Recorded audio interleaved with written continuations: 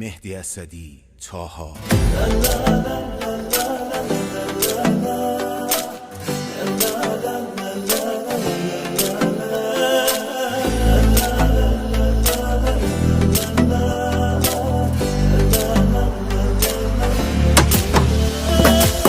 من شدم از سب عشقت بیمار، شب دراز است و قلندر بیدار.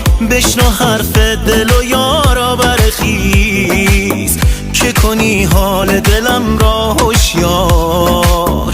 بشنو این ناله زخمی به من غم زده رحمی، که وجود تو میده دلمه. انعکاس منی و معجزه روشنی و کار قلبم با تو عاشق شدنه. دل بر جان خودم من شیدای تو هم، دل من تنگ کجایی؟ این دل وصل به تو مثل گوشواره تو، چشم راهم که بیایی. دل بر جان خودم من شیدای تو هم، دل من تنگ کجایی؟ این دل وصل به تو مثل گوشواره تو، چشم راهم که بیایی.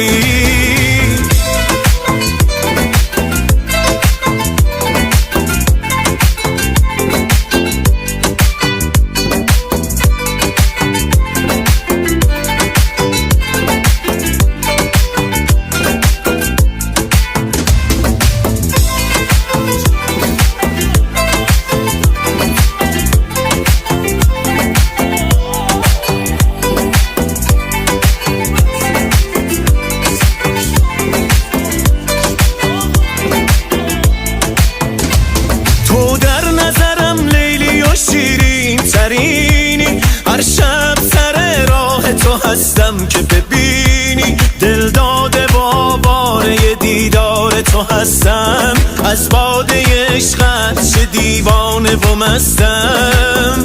بشنو این ناله زخمی به من غم زده رحمی، که وجود تو میده دلمه. انعکاس منی و معجزه روشنی و کار قلبم با تو عاشق شدنه. دل بر جان خودم من شیدای تو هم، دل من تنگ کجایی؟ این دل وصل به تو مثل گوشواره تو، چشم راهم که بیایی. دل بر جان خودم من شیدای تو هم، دل من تنگ کجایی؟